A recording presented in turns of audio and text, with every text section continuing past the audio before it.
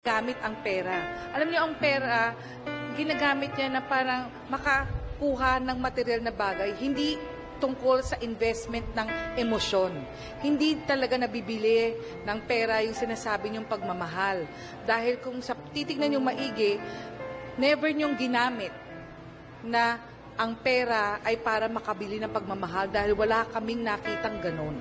Ang nakita lang namin ay yung pagnanasa lang. Thank you po, Doktora. Alam po natin, Father Sonny, na bilang mga tao, kailangan natin ang pera dahil ito ang tumutulong sa atin para magkaroon ng maayos at magandang buhay. Pero makailang beses na rin nabanggit sa Biblia na sinasabi na money is the root of all evil. Tama po, Chang Ami. Kailangan natin ng pera upang tayo mabuhay. Pero nasasaad din sa kasulatan na ang nagdudulot po sa atin ng kasalanan ay yung labis na pagmamahal sa pera o sa mundo. Nasasaad din sa ibang kasulatan na sinasabi ng ating Panginoon na ano ang mapapala ng isang tao, mapasa kanya na ang kapangyarihan ng mundo, mapasa kanya na ang pera, ngunit sa kahuli-huli ay ang kaisa-isang buhay na nasa kanya ay mawawala. Kaya Pipay, ito po ang payo ko sa iyo.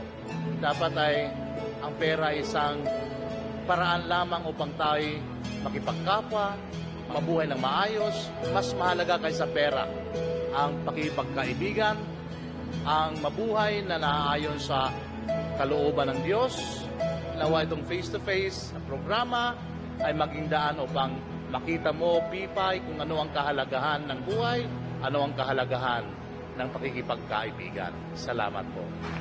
Salamat, Father Sonny, at sa ating pong trio tagapayo.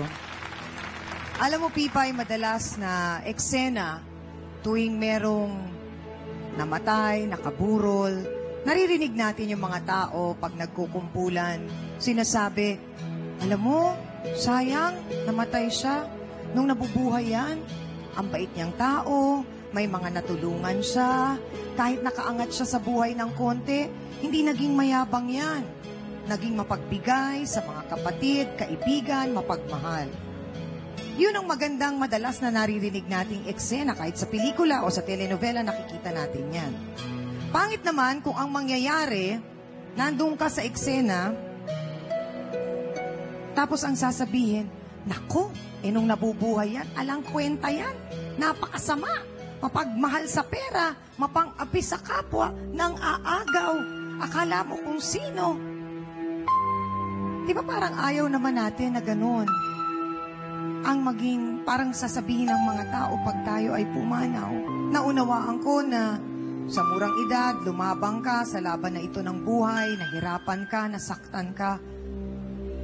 Lahat tayo dumaan sa ganun, huwag kang mag-alala, hindi lang ikaw.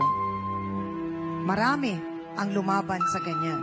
Nagtrabaho ka 14, meron ding iba, nagtrabaho 12 pa lang. Pero hindi nila para gawing pera na ang pinakamahalaga para sa kanila.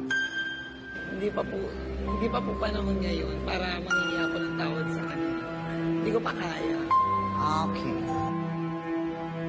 Sige, kukunan ko na lang siguro ng mensahe si Romeo para sa iyong kaibigan na si Pipay. Hindi pa daw siya ready magbigay ng patawad.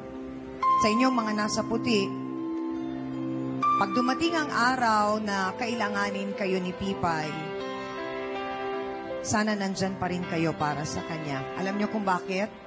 Kasi pag nagawa niyo yun, na mas unawain siya, mas makikita niyang mas mabuti at mas tunay ang mga puso ninyo.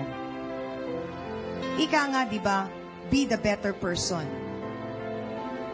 Romeo?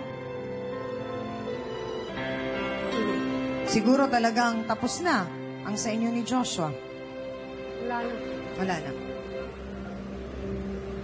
Wala ka na rin masasabi kay Pipay? Sinubukan namin. Ayun ang talagang kanina pa namin pinagdadasal na sana nga lumambot ang puso't isipan ni Pipay, pero mukhang Yan ang asahan ko. Mukhang Kaya, wala. Yung puso niya lumambot. Para maging... Siguro may tutulong na lang natin sa kanya pagdasal natin siya. At kung ano man yung desisyon mo, Pipay, tatanggapin namin. Siguro, yun na lang, Eleanor at Alvin, ang pwede nating itulong kay Pipay. So sana lang din, Pipay, hangad namin na dumating ang araw na yon na makapag-isip ka, ma-realize mo na may mga taong nasaktan ka. Yun lang, sapat na yon para sa amin. At yung kung ano man ang iyong desisyon ngayon ay tatanggapin namin at re-respetuhin namin. Amin na po tayo mga kapatid, mga ka-face-to-face. Importanteng leksyon na naman po ang ating napag-alaman. Hindi po sukatan ang dami ng salapi o narating sa buhay para ikaw ay maging mapagmataas. Hindi rin po nabibili ng pera ang tunay na kaibigan at kaligayahan sa buhay. Walang halaga ang material na bagay sa huling hantungan at hindi magagamit na susi ang kayamanan sa pagpasok mo sa kalangitan. At tandaan din po sana natin na wala nang mas makapangyarihan pa sa pagiging mapagkumbaba at ang pagiging mahinahon. At para po sa ating face-to-face, heart-to-heart thought for the day, ang buhay ay di lang umiikot sa kasing-kasing. Dahil mas magiging makabuluhan ito kung may taong magbibigay ng caring and loving. Salamat po sa inyong lahat mga kapatid at thank you din sa aking co-host na si Hans Martel.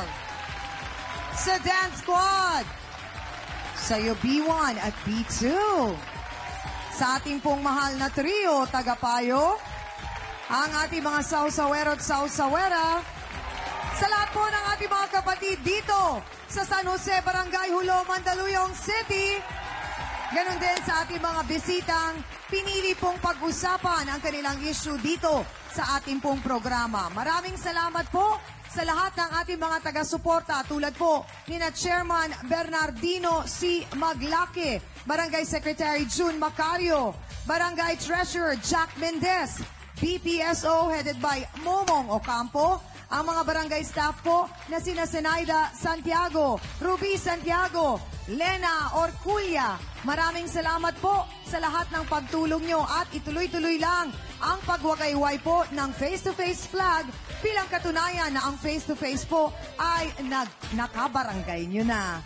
Muli, abangan ninyo kami sa susunod na paglusob sa inyong barangay para pag-usapan at solusyonan natin ang inyong mga problema, one barangay at a time. At mula naman po dito sa Mandaluyong City, ako po mulit ang inyong pambansang kapitana, si Chang Ami na laging nagpapaalala, ang problema pwede mong tawanan, pero hindi mo yan dapat talikuran. Kaya kung may problema ka, harapin mo, pag-usapan natin yan.